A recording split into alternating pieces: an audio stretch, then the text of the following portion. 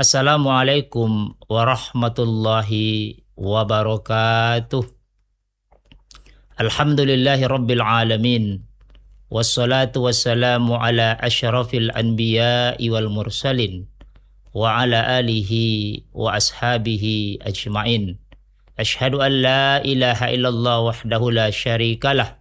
Malikul haqqul mubin. Wa ashhadu anna Muhammadan abduhu wa rasuluh. Mab'usu rahmatan lil alamin. Faqala Allah Ta'ala fi kitabihil karim wa huwa asdaqul qailin. Na'udzu billahi minasy syaithanir rajim. Bismillahirrahmanirrahim. As-sabirina was-sadiqina wal qanitina wal munfikina wal mustaghfirina bil ashar. Shadaqallahul azim. Bismillahirrahmanirrahim. Sadri wa yassir li amri wahlul 'uqdatan min lisani yafqahu qawli. Subhanaka la ilma lana illa ma 'allamtana innaka antal alimul hakim. Para pendengar suara Kampar dan sahabat MUI yang dirahmati Allah Subhanahu taala, wajiblah kita bersyukur kepada Allah. Sungguh Allah telah memberikan beraneka ragam nikmat kepada kita semua.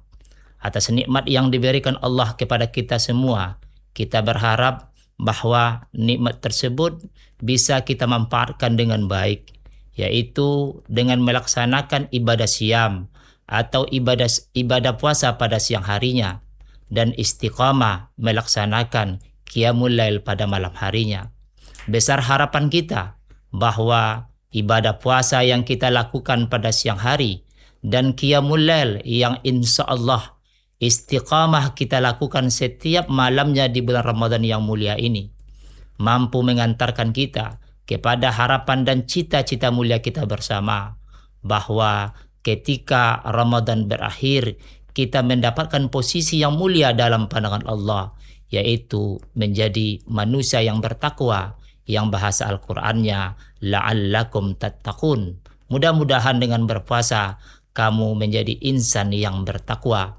Dan tidak sampai di situ, kita juga ingin mendapatkan ampunan dosa dari Allah Subhanahu taala dari dosa yang pernah kita lakukan pada masa yang sudah berlalu, yang bahasa hadisnya ghufira lahu ma taqaddama bizambi. Salawat dan salam kepada Rasulullah Muhammad sallallahu alaihi wasallam. Allahumma salli ala sayyidina Muhammad wa ala ali sayyidina Muhammad. Assalamu alayka ya ayuhan nabi. Assalamu alayka ya Rasulullah. Mudah-mudahan dengan rajinnya kita membaca salawat dan salam kepada baginda Rasulullah, mudah-mudahan Rasulullah berkenan memberikan syafaatul uzmanya kepada kita semua ketika kita berada di padang mahsyar. Para pendengar suara Kampar dan sahabat MUI yang dirahmati Allah Subhanahu taala, salah satu amalan yang rutin kita lakukan ketika kita berada di bulan Ramadan ini adalah ibadah sahur. Terhadap sahur atau ibadah sahur yang kita lakukan setiap harinya sebelum sholat subuh, ada orang yang mengatakan, ada orang berkata, Ustadz, saya tak usah sahur. Fisik saya kuat puasa tanpa melakukan sahur. Ada juga yang mengatakan, Ustadz, saya nggak ada selera untuk makan ketika sahur. Jadi saya malas untuk melakukan sahur. Terhadap dua pernyataan tersebut, mesti kita sikapi dengan bijak. Artinya apa? Yang perlu dimaklumi adalah bahwa sahur ini ibadah. Kata Nabi, tasakharu fa inna tasahhura barakah. Lakukanlah sahur karena sahur itu ada berkahnya. Yang kedua kata Rasulullah, innallaha wal malaikata yusalluna al musakhirin. Sesungguhnya Allah dan malaikat memberikan ucapan selamat kepada orang yang melakukan sahur. Jadi persoalannya bukan kuat puasa tanpa sahur atau kita tidak ada selera. Persoalannya adalah pertama, sahur banyak berkahnya.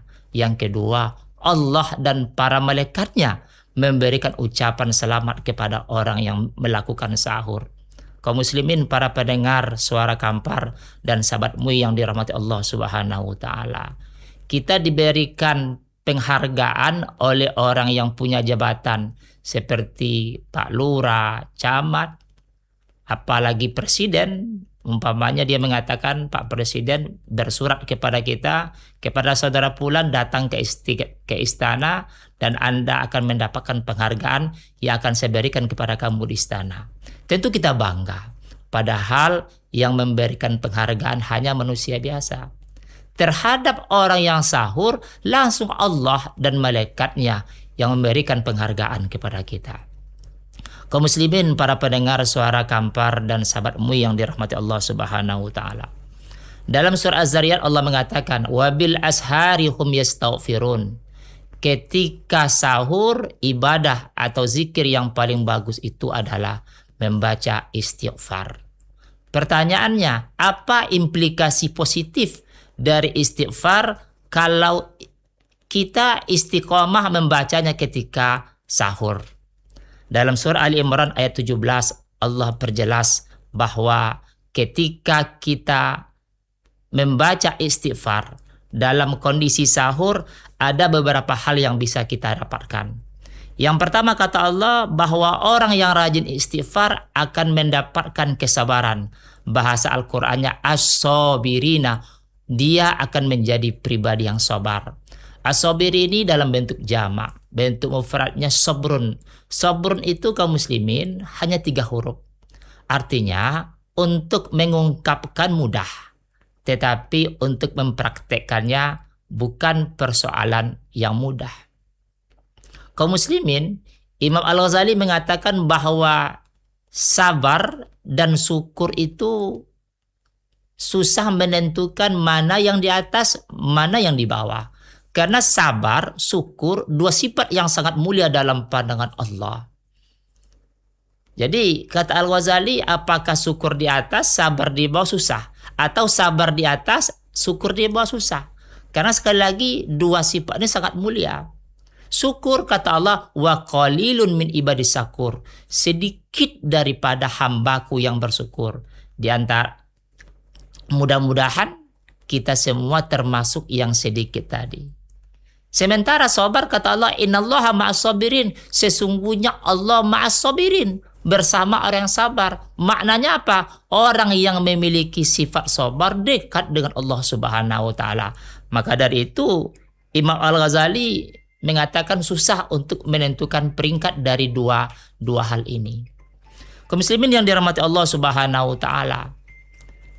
Apa ada contoh orang yang tidak bersyukur? Kaum muslimin, kalau dalam fenomena kehidupan banyak sekali contoh orang yang tidak mau bersyukur kepada Allah.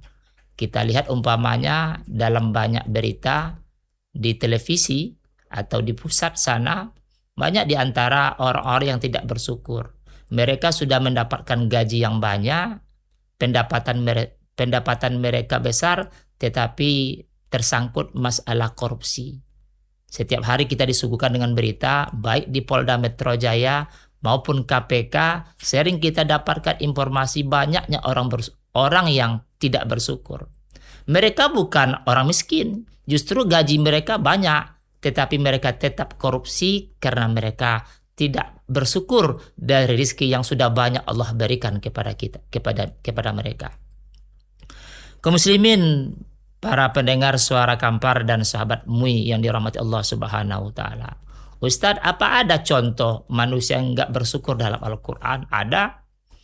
Dalam ketika Nabi Musa dulu masih hidup, dia punya sepupu namanya Qarun. Qarun ini sepupu dia. Nabi Musa nama ayahnya Imran, sedangkan Qarun nama ayahnya Yasad. Jadi Yasad 2 beradik dengan Imran ayahnya Musa. Mereka ini sepupu. Awal-awalnya Qarun ini membantu Nabi Musa untuk menyampaikan dakwah.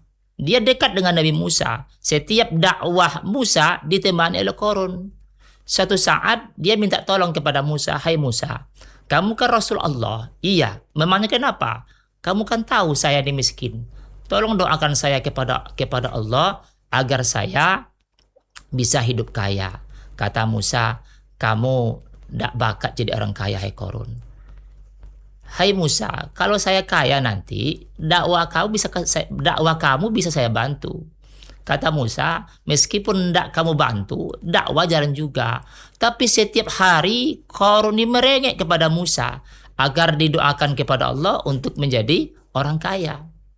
Akhirnya Nabi Musa kasihan dengan Korun, maka Musa berdoa kepada Allah. Musa ini kan gelarnya Kalimullah, bisa bercakap-cakap dengan Allah. Lalu dia berdoa kepada Allah, meminta kepada Allah agar Korun bisa menjadi orang kaya. Maka Allah beri petunjuk kepada Musa dengan memerintahkan Korun membeli baja yang agak besar. Setelah itu baja itu dicampur dengan zat kimia semalam suntuk, dan paginya baja itu langsung bercahaya menjadi emas permata. Subhanallah. Kaum muslimin yang dirahmati Allah Subhanahu wa taala, langsung Qarun menjadi orang kaya. Setelah kaya, dia mendirikan istana yang megah. Dia juga membuat kereta kencana yang digunakan untuk karnaval. Jadi Qarun ini melakukan karnaval. Rupanya karnaval pertama itu dilakukan oleh Qarun. Dia memperlihatkan kepada orang banyak bahwa hartanya sangat fantastis. Dalam riwayat juga diceritakan bahwa kunci lemarinya Qarun ini tak bisa dipikul oleh 7 ekor keledai. Begitu dahsyat dan banyaknya kekayaan Qarun yang kuncinya dari emas. Kaum muslimin yang dirahmati Allah Subhanahu wa taala, setelah dia kaya, Musa sampaikan kepada Qarun, "Hai Qarun, kamu mesti bayar zakat." "Berapa hai Musa?" 10%. Karena untuk umat Nabi Musa, zakat mereka 10%. Kata Qarun, "Saya yang berusaha, masa kamu main minta saja Musa?" Tidak bisa, kata dia. Tak sampai di situ kaum muslimin, justru Qarun ini menunjukkan bahwa dia semakin tidak bersyukur. Yang paling ironis lagi adalah ketika Qarun menyuruh seorang pelacur berzina, dan ketika punya anak katakan kepada banyak orang bahwa ini adalah anak dari Nabi Musa, hasil hubungan gelap dia dengan Musa. Ya Allah ya Karim. Itu yang dilakukan oleh Qarun. Melihat perbuatan Qarun yang seperti ini, maka Musa berdoa kepada Allah. Ya Allah, kalau seandainya saya yang salah, hukumlah saya. Namun kalau seandainya Qarun yang bersalah, hukumlah dia. Maka Allah memberikan hukuman kepada Qarun. Pertama, Allah tenggelamkan badannya sampai ke betis. Ketika tenggelam badannya sampai ke betis, kata Musa, "Hai Qarun, tobatlah kamu." Tapi Qarun tak mau. Setelah itu Allah tenggelamkan lagi sampai ke pinggang. Kata Musa, "Hai Qarun, kamu adalah sepupu saya, keluarga saya, tobatlah kamu kepada Allah agar Allah tidak menghukum kamu." Tapi lagi-lagi Qarun tidak mau. Setelah itu Allah tenggelamkan sampai ke dada. Nangis Nabi Musa agar Qarun mau bertobat kepada Allah. Lagi-lagi Qarun tidak mau, sehingga Allah tenggelamkan Qarun. Istananya juga tenggelam dan semua hartanya ditenggelamkan oleh Allah Subhanahu wa taala. Makanya sekarang kalau ada harta yang ditemukan oleh orang dalam tanah, maka orang akan berkata harta Qarun. Ini berangkat dari sejarah ini. Kaum muslimin yang dirahmati Allah Subhanahu wa taala, apa efeknya sampai sekarang kalau ada orang kaya, dia pelit, terus dibilang dia Qarun, bapak ini Qarun, pasti marah dia sama kita. Dan tidak ada satupun kaum muslimin yang punya anak memberikan nama anaknya Qarun, tidak ada. Tak ada satupun manusia memberikan nama anaknya Qarun. Kenapa? Karena Qarun dalam Al-Quran diceritakan contoh manusia yang tidak mau bersyukur kepada Allah Subhanahu wa taala. Jadi yang pertama adalah sabar dan levelnya adalah syukur. Kaum muslimin yang dirahmati Allah Subhanahu wa taala. Yang kedua, was-shadiqin, orang yang jujur. Sahabat Nabi Ka'ab bin Malik ketika dia tidak ikut perang Tabuk ditanya oleh Rasulullah. Kata Rasul, "Hai Ka'ab, kenapa kamu tidak ikut perang Tabuk?" Ka'ab menjawab dengan jujur. Ada yang sampaikan kepada dia, "Kamu berbohong saja hai Ka'ab, agar kamu tidak dihukum oleh Rasulullah." Tapi kata Ka'ab, saya tidak mau bohong di hadapan Rasulullah. Kata Ka'ab, ya Rasulullah, saya tidak ikut perang ini karena kesalahan saya. Ini atas kelalaian saya. Maka dari itu ya Rasulullah, hukumlah saya. Subhanallah. Begitu jujurnya Ka'ab bin Malik. Lalu dia diasingkan selama 50 hari, 50 malam. Dan suatu saat ketika dia sholat berjamaah subuh dengan Rasulullah, Rasul panggil dia, hai Ka'ab, sesungguhnya Allah sudah menerima tobatmu karena kejujuranmu. Subhanallah. Ini sebuah contoh yang diceritakan dalam sejarah bahwa sahabat ini sangat jujur dia, baik kepada Rasul maupun kepada orang lain. Kaum muslimin yang dirahmati Allah Subhanahu wa taala, mengenai kejujuran ini teringat saya dengan rektor saya. Saya kuliah tahun 1995 di namanya dulu IAIN Sunan Kalijaga. Kami punya rektor namanya Pak Simu. Dia orang tasawuf. Dia menggunakan mobilnya itu ketika pergi kampus dan pulang kampus. Lalu ketika dia pergi urusan pribadi, dia akan menggunakan sepeda mini yang kecil itu. Itu yang dia gunakan. Orangnya pendek, kurus lagi. Orang bertanya, Pak Rektor, kenapa mobil dinas nggak dipakai? Kenapa Bapak hanya menggunakan sepeda yang kecil ini? Apa jawaban Pak Rektor? Ketahuilah oleh kalian semua bahwa sesungguhnya mobil dinas ini halal saya pakai ketika saya bekerja untuk urusan kampus.